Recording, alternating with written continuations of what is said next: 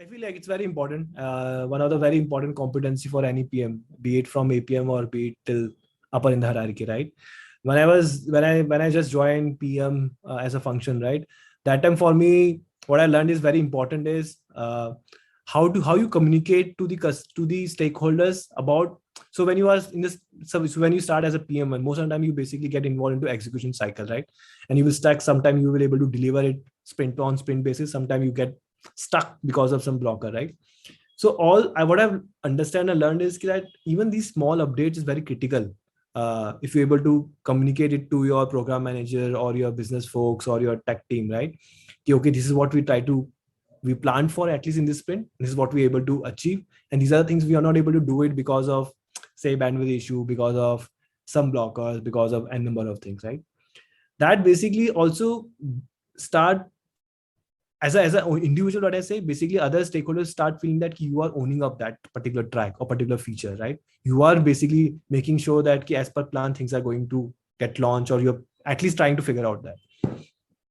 But when you basically start growing up, when you become senior PM or GPM, right? That time you have to like build a roadmap, a charter, and then basically also try to align your team around it. What I try to do, I don't know whether it's basically right way or not wrong way, but what works for me is like whenever I come up with, say, for a 6 month plan or 1 year plan or 2 year plan, I try to basically tell my every stakeholder, my reportees as well as my engineers, my designers, that this is our object. This is what our objective is. This is a L0 metric for us, right? And these are the L1, L2 things we want to achieve at least in these different quarters, right? Now, I also tell them, let's come up after a 1 week activity, 1 week time, come up with the thought process, what all things we should do, right? Each and every member basically take the ownership that they have to come up with the plans, how we can achieve that particular L0, right? And during that brainstorming session, it's more like a workshop, right? What kind of charter we need to build. We try to have inputs from each and everyone and try to also understand why they think it's important. That's basically bringing the thought process okay, I want to do this line item, I want to build this feature, but why exactly, right? This also basically help them answering those questions. Even it basically give you clarity whether when they're saying that this we need to build, whether it's getting aligned with the org alignment as well as your alignment or not. So most of the time this activity helps. And also for me also, it becomes very easy when I basically give my idea saying that okay, rather than that, we should prioritize this.